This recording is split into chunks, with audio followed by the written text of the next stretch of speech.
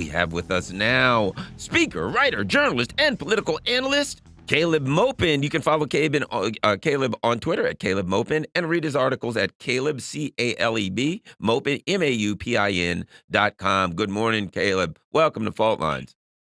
Glad to be here, as always. All right. Lee's in London. So you got an interesting article. Democrats hate Russia. Republicans hate China. The new divide in America's ruling class. Talk a little bit about the premise for your article, and I will be tweeting it out there. Well, it's quite interesting. There seems to be a division among the elite in the United States over who they consider to be the primary threat to their global power. And which country they prefer to go after first. And it seems that the forces aligned with the Democratic Party would prefer to go after Russia first, while the forces aligned with the Republican Party would prefer to go after China first. And there are many, many ways to break this down, but it's really a short-term economic question. Like, for example, the Wall Street Journal and other publications have just been pointing out that the CEO of Apple, Tim Cook, has just become a rather unlikely friend of Donald Trump. And he and Trump are getting along very well. Even though Apple is a pretty liberal corporation, Trump and Tim Cook are quite close. Well, I think that probably has a lot to do with the fact that the Trump White House has targeted one of Apple's primary competitors, that being Huawei Technologies. Huawei is making phones that are better than Apple's. It's pushing Apple off of the market when it comes to smartphones around the world. And so, of course, the CEO of Apple and the White House are getting closer. And that's one example. But you can go down the line. Silicon Valley, a lot of the tech monopolies, for example, and talk about Google, Facebook, Twitter.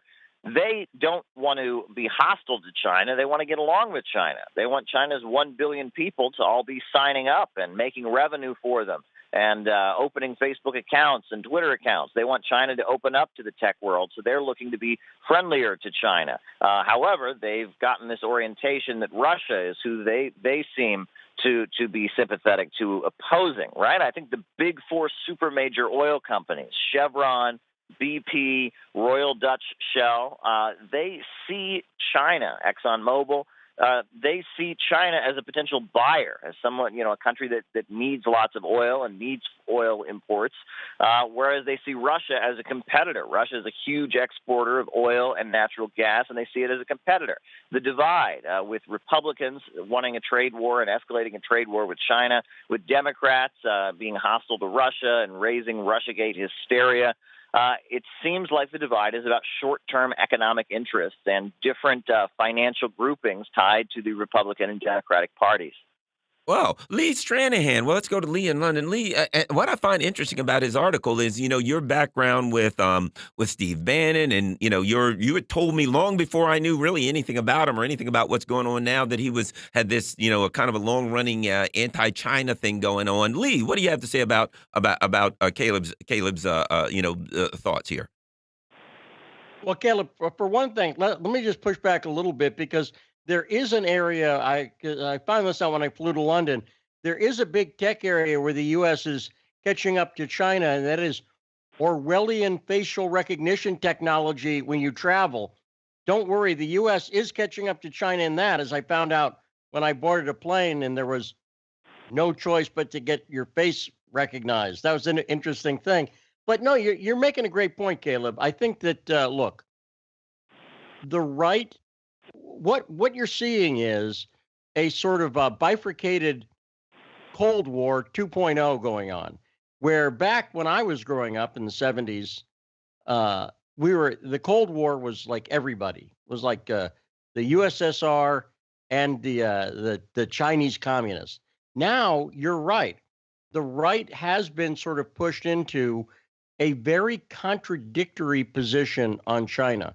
And what I mean by contradictory is when I look at the Hong Kong situation, and I've said this on the show a number of times, if I were to tell a group of conservatives, and just in a blind test, okay, we've got a group and they wear masks and they attack civilians and police, and are you in favor of them? They would go no. But if they're in Hong Kong, apparently, that's awesome.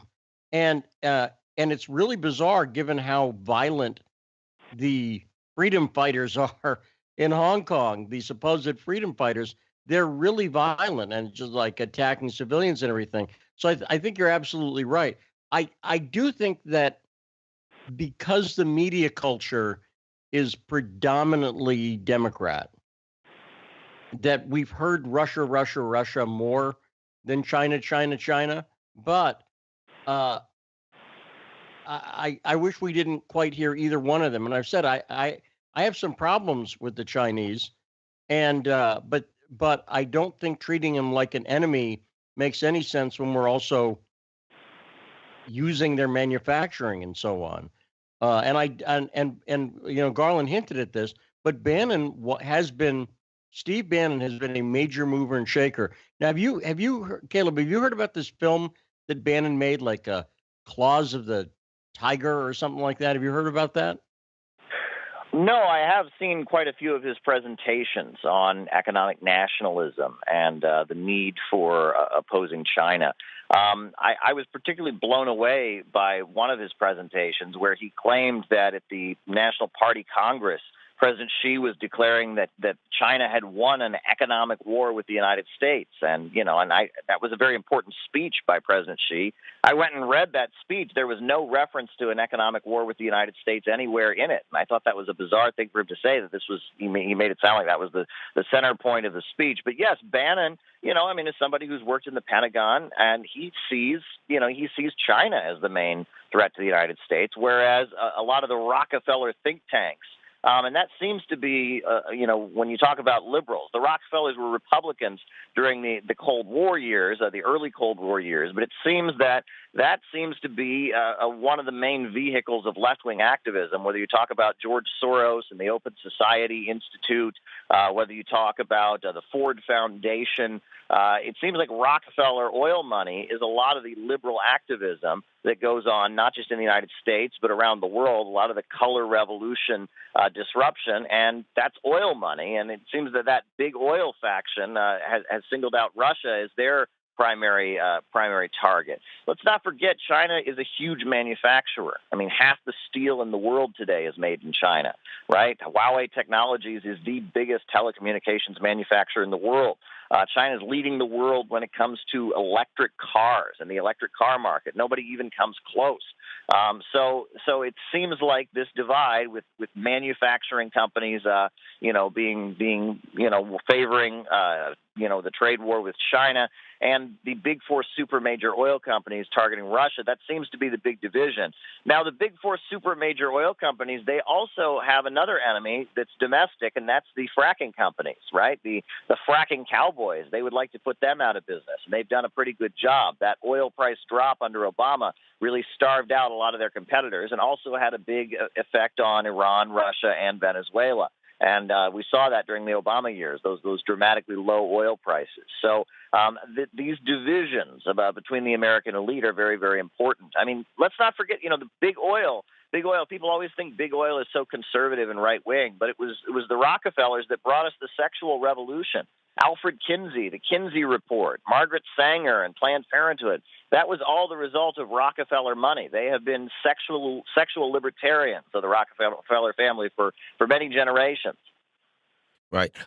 So Lee, looking at what we're seeing here, one of the things that Caleb posits is that the basis for the hostility from both the Democrats and the Republicans towards Russia and China are economic. That basically they're cutting into economic hegemony of the Western corporations, and that the basis of this hostility is it's not cultural, it's not military, it's economic. Based on your background with what are your thoughts on that premise, Lee? I think Caleb would agree with me. It's complete hypocrisy. I mean, let's take Bannon as an example. Bannon's a guy who I'm sure, when he talks about China, I'm sure he talks about human rights all the time. And yet he's a guy who, when he was with the Internet Entertainment Group, was paying Chinese people 15 cents an hour to mine fake gold in World of Warcraft. And that's real. That's a thing that Steve did. And so we're fine with we don't care that much about human rights. We can exploit people. If we can underpay the workers, that's fine.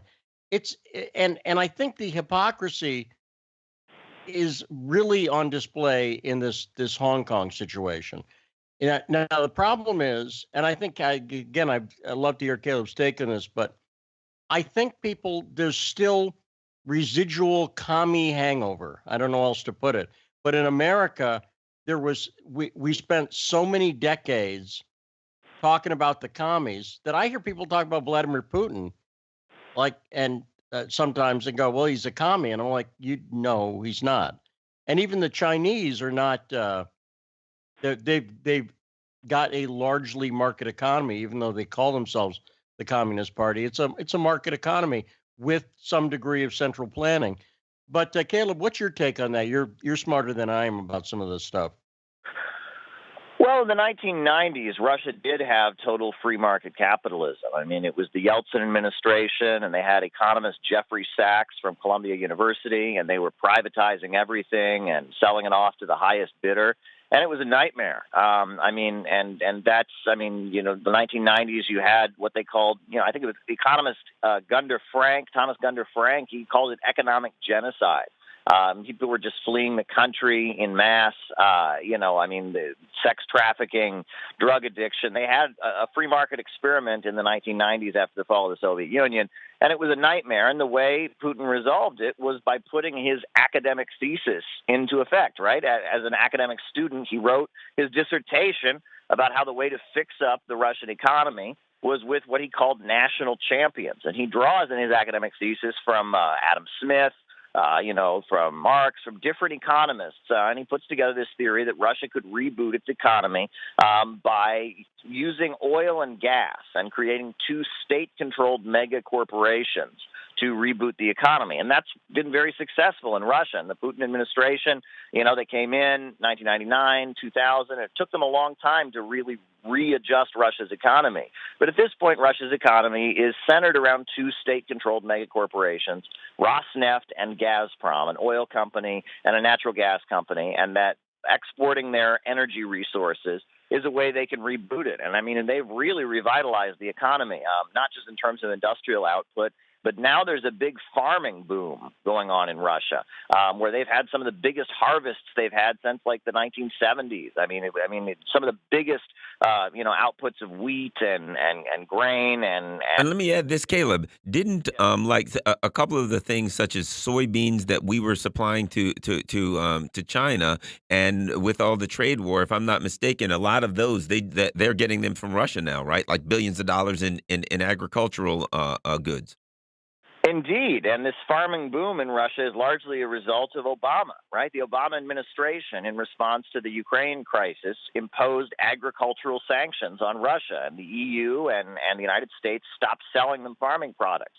And so the Russian government said, okay, well, we're going to use our government budget to sponsor some new farms. And all over the Far East and different parts of the country, they've had a farming boom. And that's the Russian economy at this point. Yes, huge private sector. There's a market. A lot of millionaires and billionaires, but at the same time, a very big government sector that seems to regulate and control it, centered around oil and gas revenue. China, on the other hand, is a manufacturing country. Very much. And in the 1978, you had the reform and opening up. Well, Caleb, I hate to cut you off but we'll have you back on for more of that great discussion. Caleb Maupin, he is a speaker, writer, journalist, political analyst. Caleb Maupin at Caleb Maupin on Twitter, and Caleb Maupin, that's CalebMaupin.com to follow him. Coming up next, Yakov Shapiro. We got a big executive order on Jewish nationality that we need to talk about. Phone lines with Nixon and Stranahan.